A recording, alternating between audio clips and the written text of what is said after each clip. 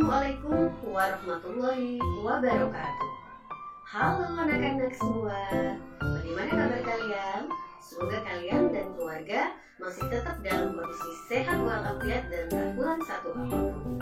Senang sekali rasanya Ibu Dewi Apriani masih bisa bertemu dengan kalian dalam pembelajaran ilmu pengetahuan sosial di tahun pelajaran 2021 dan 2022. Walaupun kita sama-sama tahu kota Palembang kita yang tercinta masih dalam kondisi pandemi COVID-19 dan kita masih mengalami zona merah sehingga kita belum ada kesempatan untuk tatap muka, tapi pembelajaran daring harus tetap kalian ikuti dengan baik dan tetap semangat karena ilmu yang akan diberikan oleh guru-guru ini sangat bermanfaat untuk kalian. Oke anak-anak, untuk pembelajaran kita pertama di tahun ini, di semester ganjil ini, kita akan membahas mengenai ruang dan interaksi antar ruang. Baiklah, Ibu akan kirim video pembelajaran mengenai ruang dan interaksi antar ruang. Silahkan kalian saksikan videonya, semoga bermanfaat dan tetap semangat.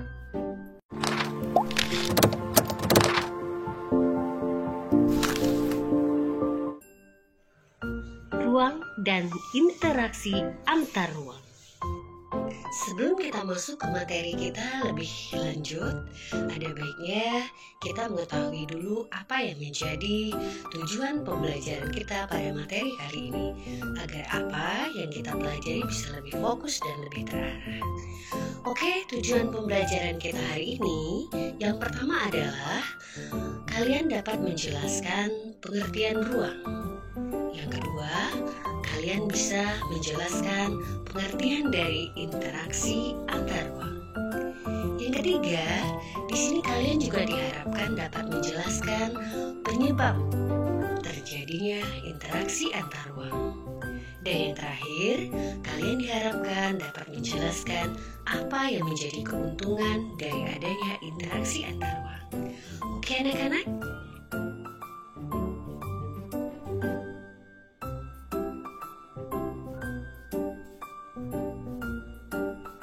Anak-anak, seperti kita ketahui bahwasanya setiap makhluk yang hidup di bumi ini memerlukan ruang untuk berinteraksi.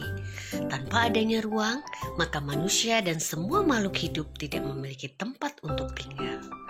Anak-anak, sekarang kalian harus tahu apa yang dimaksud dengan ruang. Ruang adalah tempat di permukaan bumi baik secara keseluruhan maupun hanya sebagian yang digunakan oleh makhluk hidup untuk tinggal.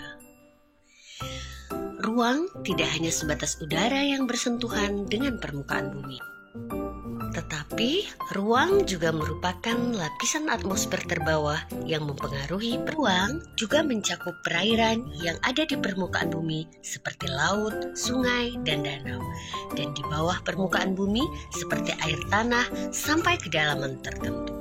Ruang juga mencakup lapisan tanah dan batuan sampai pada lapisan tertentu yang menjadi sumber daya bagi kehidupan. Berbagai organisme atau makhluk hidup juga merupakan bagian daripada ruang. Anak-anak, sekarang setiap ruang di permukaan bumi memiliki ciri khas tertentu antara suatu wilayah dengan wilayah yang lainnya.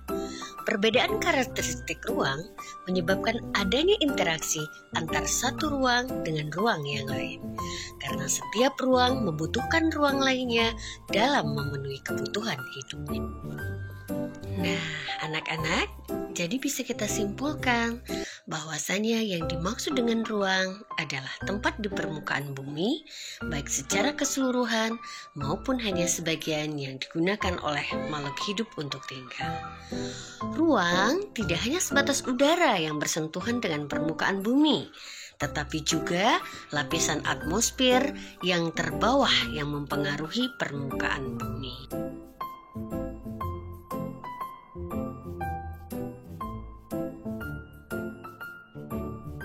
Anak-anak, sekarang kita lihat contoh dari manfaat interaksi antar ruang.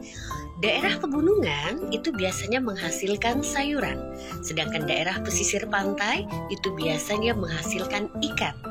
Nah, mereka melakukan interaksi antar ruang agar mereka saling dapat, yaitu melalui aktivitas perdagangan. Anak, sekarang kita lihat apa yang dimaksud dengan interaksi antar ruang. Interaksi antar ruang adalah hubungan timbal balik antara satu wilayah dengan wilayah lain yang bisa terjadi dalam berbagai bentuk, seperti pergerakan orang, distribusi barang, dan sebagainya. Nah, jadi bisa kita simpulkan yang dimaksud dengan interaksi antar ruang adalah pergerakan orang, barang, atau informasi dari satu daerah ke daerah lain atau dari daerah asal menuju daerah tujuan. Nah, selanjutnya kondisi saling bergantung yang diperlukan untuk terjadinya interaksi keruangan yaitu yang pertama, saling melengkapi. Kedua, kesempatan antara. Ketiga, kemudahan transfer. Saling melengkapi atau regional complementary adalah kondisi saling melengkapi terjadi jika ada wilayah yang berbeda komoditas yang dihasilkan. Apabila masing-masing wilayah mengalami kelebihan produksi komoditas dan saling membutuhkan, maka terjadi interaksi kedua wilayah tersebut.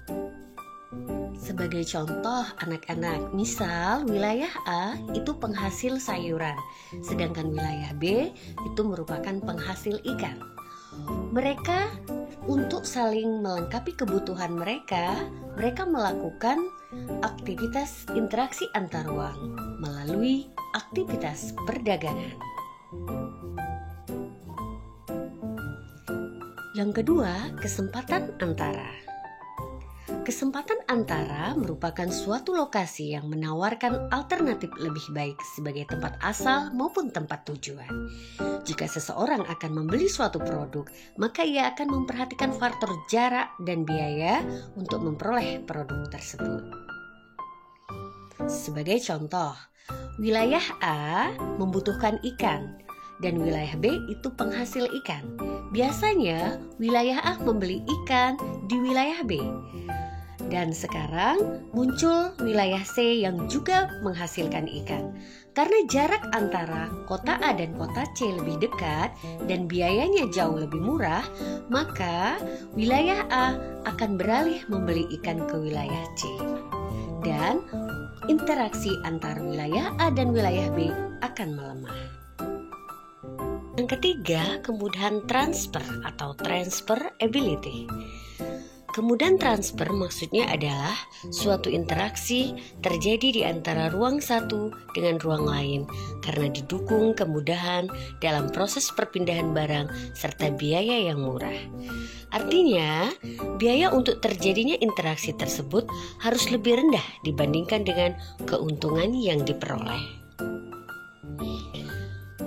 Jika biaya tersebut terlalu tinggi dibandingkan dengan keuntungannya, maka interaksi antar ruang tidak akan terjadi. Kemudahan transfer dan biaya yang diperlukan juga sangat tergantung pada ketersediaan infrastruktur atau sarana prasarana yang menghubungkan daerah asal dan daerah tujuan. Jalan yang rusak dan sulit untuk dicapai justru akan mengurangi kemungkinan terjadinya interaksi, karena biaya untuk mencapainya juga akan lebih mahal. Oke, kita lihat contoh. Daerah A menghasilkan sayuran dan daerah B membutuhkan sayuran. Daerah A akan mengadakan perjalanan untuk mengantarkan ke daerah B.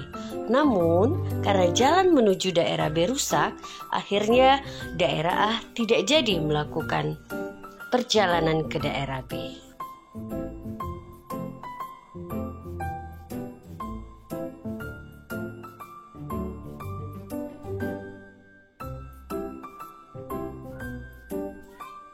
Gimana anak-anak? Sudah kalian saksikan video pembelajaran kita hari ini mengenai ruang dan interaksi antar ruang. Semoga kalian bisa lebih memahami arti interaksi antar ruang dan tujuan dilaksanakannya interaksi antar ruang. Terima kasih atas perhatiannya. Semoga kalian tetap semangat dalam mengikuti pembelajaran yang selanjutnya. Sampai jumpa. Wassalamualaikum warahmatullahi wabarakatuh.